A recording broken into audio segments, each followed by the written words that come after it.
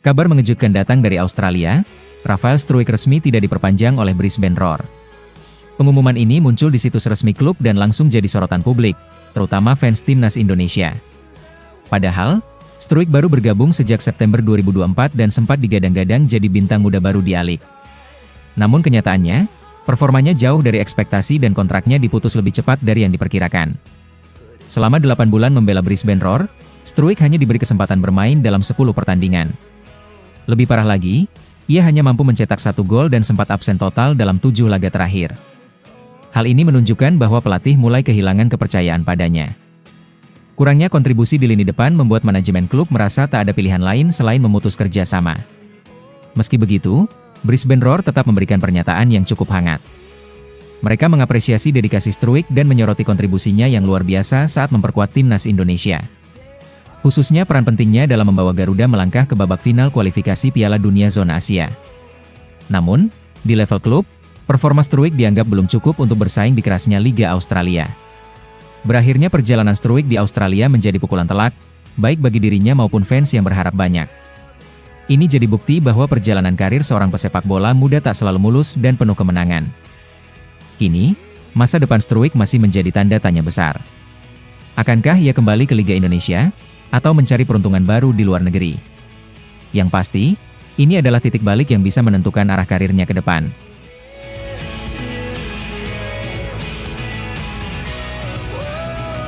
Patrick Kluivert akhirnya angkat bicara soal pendekatan permainan timnas Indonesia jelang laga-laga krusial.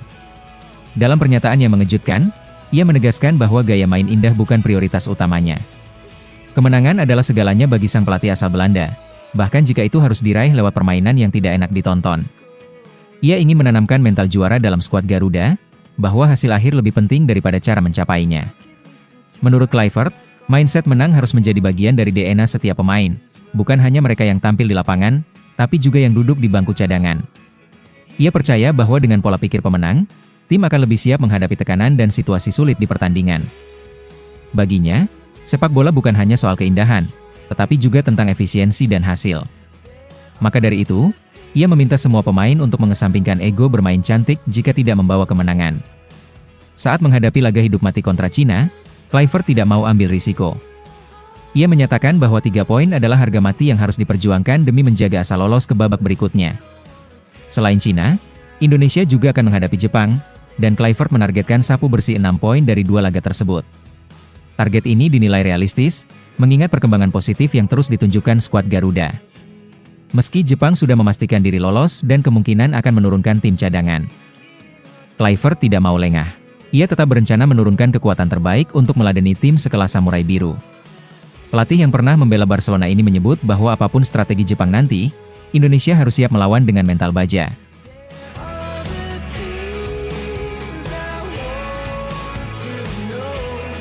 Nova Arianto menegaskan bahwa Grup H di Piala Dunia U17 adalah medan pertempuran yang sangat berat dan penuh persaingan sengit.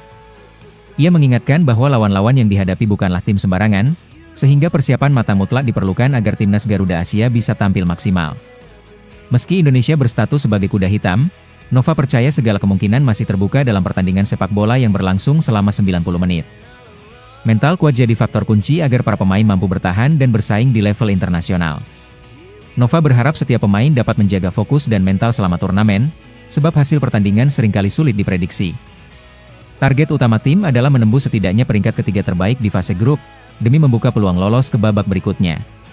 Misi ini bukan sekadar untuk hadir dalam turnamen, tetapi untuk melangkah lebih jauh dan membuktikan kualitas timnas U17 Indonesia.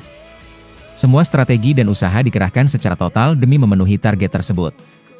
Nova juga menegaskan dukungan supporter sangat berperan sebagai sumber energi besar bagi pemain selama bertanding di Qatar. Ia mengingatkan pentingnya sorakan dan semangat para penggemar sepak bola Indonesia yang selama ini selalu hadir memberi motivasi luar biasa.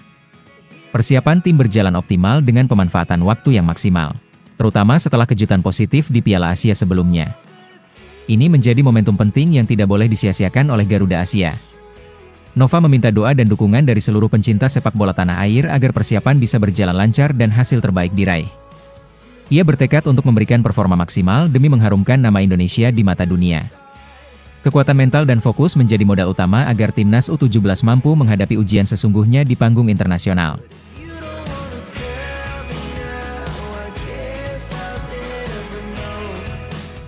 Pelatih timnas Cina Branko Ivankovic menyatakan dengan tegas bahwa timnya akan tampil menyerang habis-habisan saat melawan timnas Indonesia.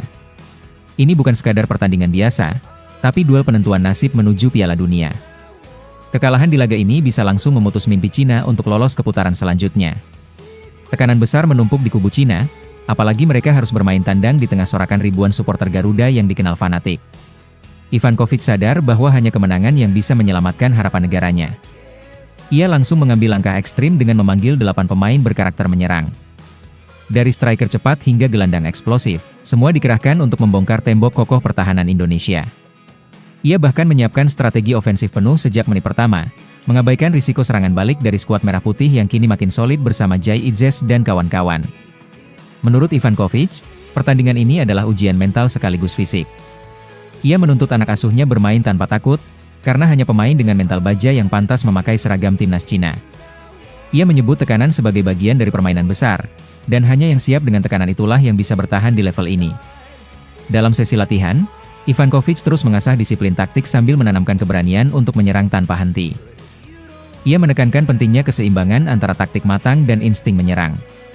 Meski harus menghadapi Indonesia yang sedang dalam performa menanjak bersama pelatih anyar Patrick Kluivert, Ivankovic tak sedikit pun melunak. Ia percaya satu-satunya cara mengalahkan Indonesia adalah dengan menekan mereka dari awal hingga akhir. GBK akan jadi saksi apakah strategi brutal Cina mampu menjinakkan Garuda yang sedang terbang tinggi.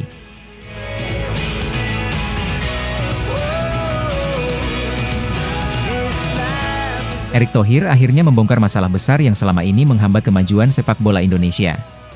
Meski talenta lokal sangat melimpah, banyak pemain potensial tak terpantau karena tak adanya jaringan pemantauan yang solid.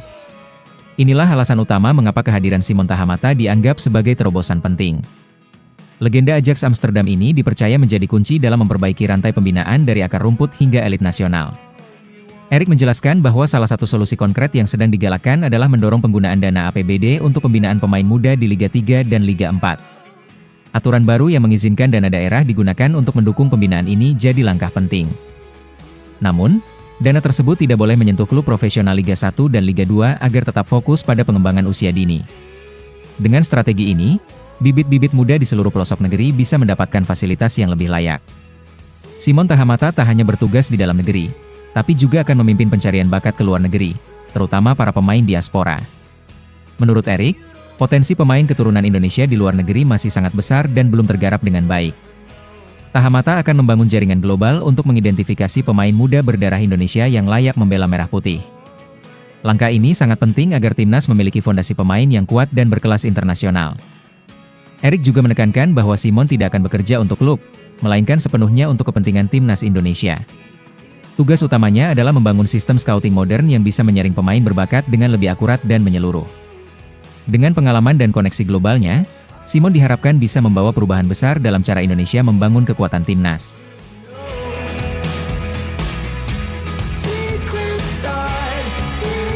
Stefano Lillipali akhirnya buka suara soal kekuatan Cina yang akan dihadapi timnas Indonesia di laga panas kualifikasi Piala Dunia. Ia menyoroti hadirnya 3 pemain naturalisasi yang menjadi andalan baru Cina, termasuk Yang Mingyang yang baru saja resmi berganti kewarganegaraan. Selain itu, Jiang Guangtai dan Serginho juga jadi perhatian, karena diyakini akan memperkuat lini pertahanan dan serangan Cina secara signifikan. Namun alih-alih takut, Lillipali justru tetap tenang dan percaya diri. Menurut Lillipali, kehadiran pemain naturalisasi di skuad lawan bukanlah sesuatu yang baru. Indonesia pun sudah lebih dulu mengandalkan talenta diaspora yang punya pengalaman di liga-liga Eropa. Ia menyebut kehadiran para pemain naturalisasi sebagai kekuatan yang menyatu dengan pemain lokal dan mempercepat perkembangan permainan timnas.